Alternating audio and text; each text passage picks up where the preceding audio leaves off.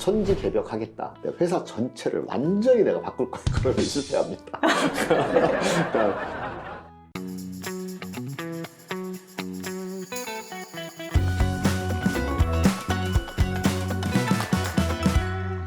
조직 개발의 신화를 만든다. 쿠파 오디세이가 함께합니다. 와. 최근에 저희가 조직 개발 관련된 책을 읽고 또 대화를 나누는 톡서 클럽을 무사히 마무리했다는 소식을 들었어요. 맞아요. 아주 네. 재밌게 아주 즐거운 시간이었어요. 네, 어떤 책을 읽으셨어요? 데미안하고요. 프라이드라는 책을 프라이드. 읽었습니다. 네, 두 책이 아주 교묘하게 연결되어 있어서 네. 흥미진진했어요. 네. 어떤 대화가 좀 인상이 깊으셨는지 궁금했어요. 데미안이 이제 흔히 말하는 성장 소설이라고 하잖아요. 그래서 데미안을 읽으면서 대부분은 자신들의 젊은 시절을 떠올렸고, 그 다음에 또 어른이 되어서 아이를 기르는 아이들이 자라나는 시절을 되돌리게 된 거예요. 굉장히 젊어진 느낌, 청춘이 소환된 느낌, 그런 걸 많이 받았고요. 여전히 우리는 또 젊게 살고 있다는, 거듭남이 이어지고 있다는 것의 발견, 이런 시간이었죠. 제가 필요한 것 같은데. 사실 모두 이게 필요한 건데, 네. 그 멘트가 있었어야 되구나. 네.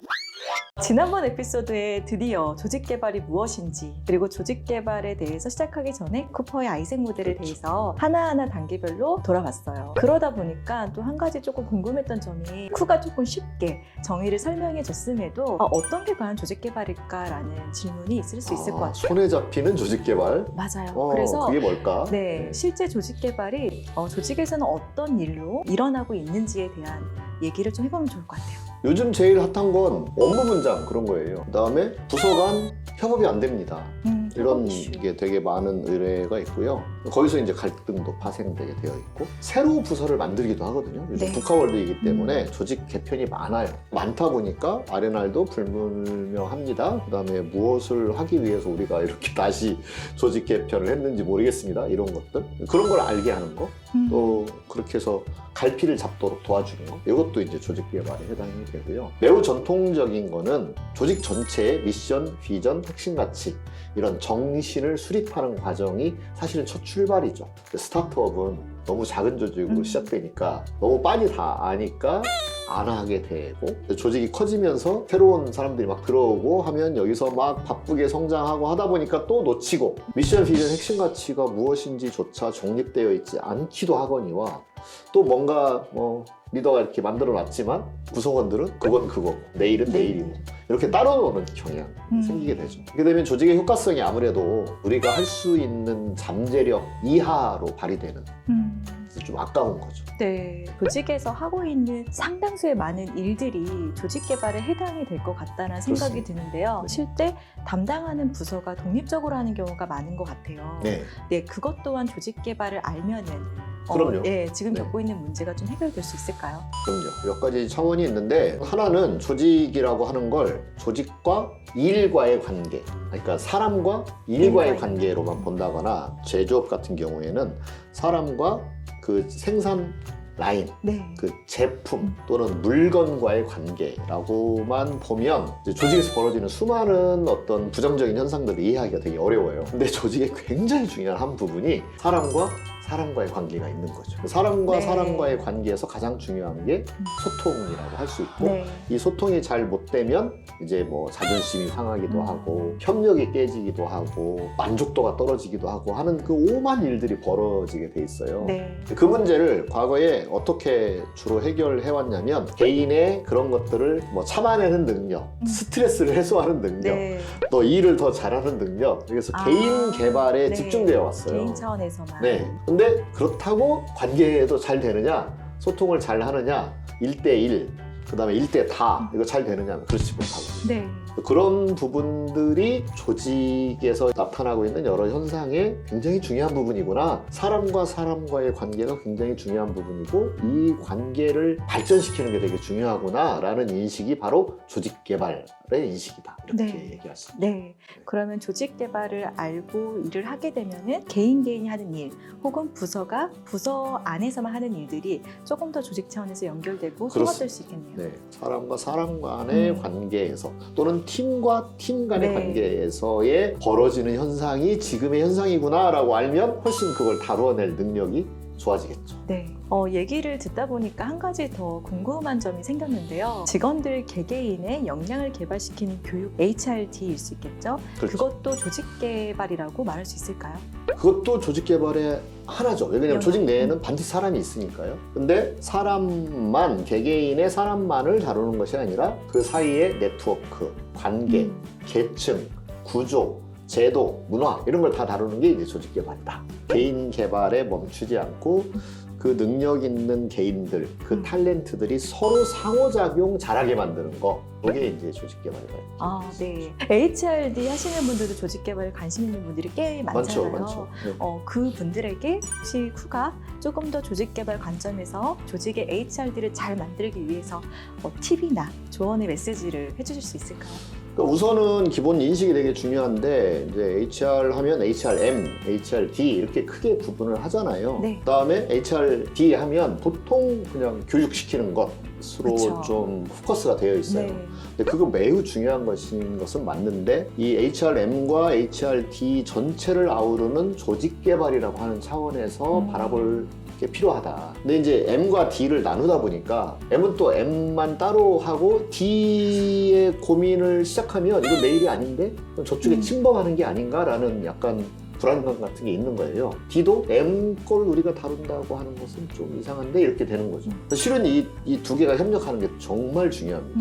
둘이 협력해야만 사실 OD가 완성된다라고 볼 수 있거든요. 네. 그래서 그런 인식을 갖는 것이 굉장히 중요하다. 네. 부서가 나눠져 있는 경우에는 자연스럽게 내일을 구분해야 되잖아요. 그쵸. 서로 예의도 네. 지켜야 되는 거고. 네. 그래서 오히려 조직 개발을 방해할 수도 있는 위험성이 있다. 아, 그 네. 인식의 출발이 매우 중요하다고 생각합니다. 네. 그럼 HRD를 하시는 분들도 그 조직의 HR을 통합된 그렇게 같이 조금 네. 진행을 해보는 그런 시도들이 네. 필요하다고 생각이 되는데요. HRM과 HRD에 계신 분들이 업무의 포인트가 좀 다를 수 있잖아요. 그렇죠.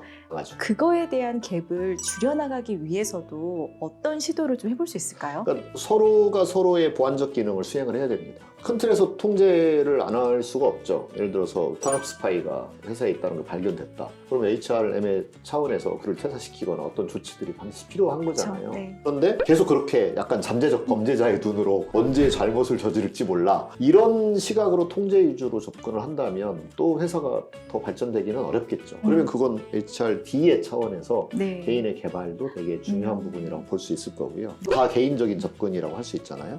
근데 그거 말고 우리 제도는, 우리 평가 제도는 정말 잘 만들어져 있는가, 동기부여하고 있는가, 이걸 잘 봐야 되고, 그 다음에 급여 제도는 구성원들의 만족을 높일 만큼의 수준으로 잘 유지되고 있는가, 제도를 봐야 되죠. 네. 그 다음에 조직 구조, 지금의 회사의 성공을 만들어 온 이 구조는 이제 개편이 필요하지 않은가, 직급 구조도 볼 수 있고, 그 다음에 부서가 어떻게 나누어져 있는가도 이제는 이거 통합해야 되는가 아니면 분리해야 되는가, 이런 거 봐야 되잖아요. 네. 이게 다 조직 개발에 해당합니다. 아, 그러네요. 그 다음에 네. 우리 조직 문화는 되게 협력적인가, 경쟁적인가, 각자 도생 문화인가 등등을 보고 바람직한 문화가 아니라면 이걸 개선하는 또 총체적인 노력이 필요한 거죠. 매우 포괄적이고 또 큰 시각에서 다루어낼 필요가 있는 거죠. 네. 저 멀리서 조직을 좀 크게 네. 넓게 볼 수 있는 누군가가 조직에는 필요하겠구나라는 네. 생각이 들어요. 네.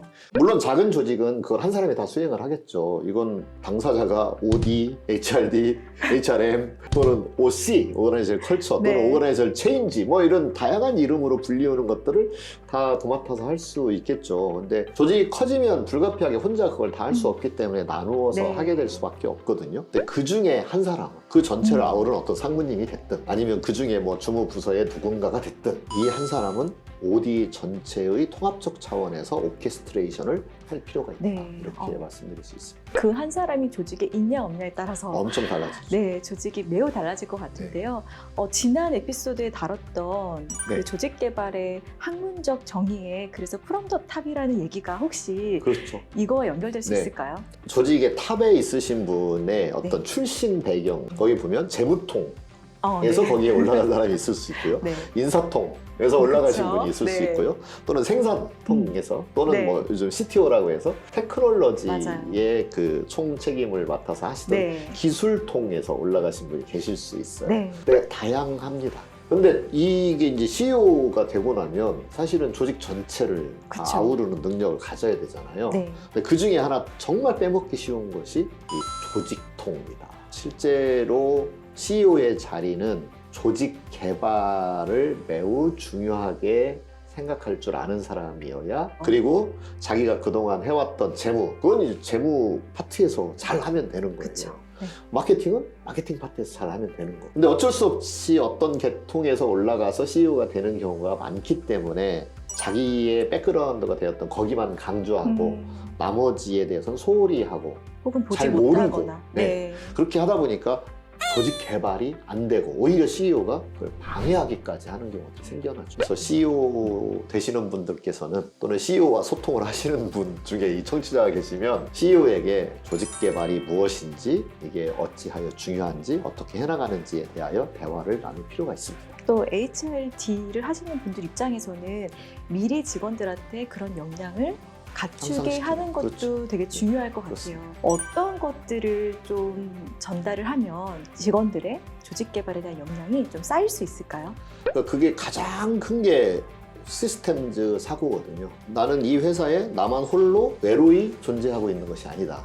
굉장히 많은 것이 연결되어 있어서 내가 영향을 받고 내가 영향을 준다. 그렇게 해서 조직 전체가 움직여가는 것이다 라고 하는 인식을 갖게 하는 것.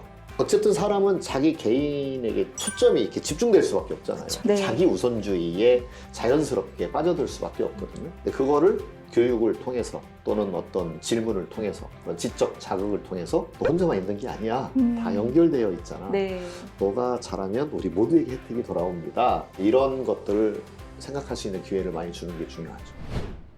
실제 조직에서는 조직 문화 팀에서 네, 조직 개발을 하고 있는 조직들도 꽤 있어요. 그렇죠. 네, 네, 그래서 조직 문화를 좋게 만드는 일이 조직 개발이야라고 생각하시는 분도 있을 것 같은데 네. 조직 문화와 조직 개발에 대해서도 조금 더 얘기를 나눠보고 싶어요. 조직 문화가 사실 어마어마한 개념이죠. 조직 문화의 위력은 대단하고요. 그렇기 때문에 조직 문화를 강조하고 중요하게 생각하고 조직 문화 팀이 만들어지고 조직 개발을 담당하게 되는 일이 생기죠. 근데 조직 문화 역시 조직 개발의 한 파트다. 라고 하는 인식이 되게 HRD와 필요합니다. 같이 네. 조직 문화도 한 영역이다. 네. 그러면 다른 데는 뭐가 있느냐? 제도와 시스템이라는 게 있어요. 제도와 시스템을 잘 만들지 않으면 조직이 효과적으로 일을 할 수가 없어요. 제도와 시스템이라고 하는 것은 다른 말로 바꾸면 장기적 의사 결정입니다. 그러니까 그때그때 결정하는 게 있고 장기적으로 한 번에 결정해놓고 오랫동안 쓰는 게 있어요. 그 한 번 결정해놓고 오랫동안 쓰는 걸 우리가 제도라고 부르는 겁니다. 네. 또는 구조라고 부르죠.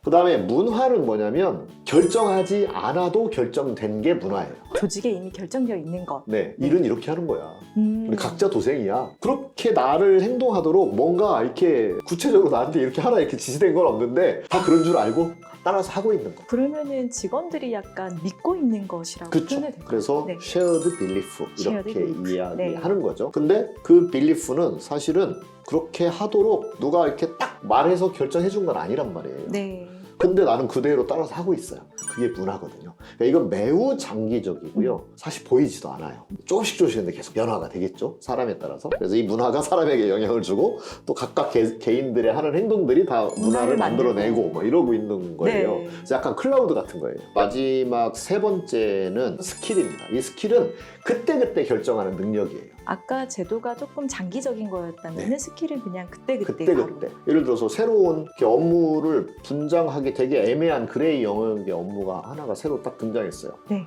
그러면 이것을 결정하려면 여기가 스킬풀해야 돼요. 이 둘 중에 누구라도 아니면 네. 둘 다 네. 스킬풀하게 대화하는 스킬을 발휘하고 서로의 사정을 잘 들어보고 소통을 통해서 이렇게 합시다라는 결론을 내리면 되는데, 그럼 조직이 잘 돌아갈 거잖아요. 근데 이 스킬이 없어. 그러면 이제 이거 놓고 뭐 몇 달 가는 거죠. 그렇죠. 처리를 못해서. 네네.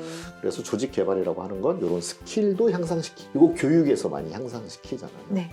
그 다음에 제도도 잘 만들고 그 다음에 문화도 들여다봐야 된다. 이게 항상 영향을 끼치고 있다. 네. 이렇게 볼 수 있습니다. 네.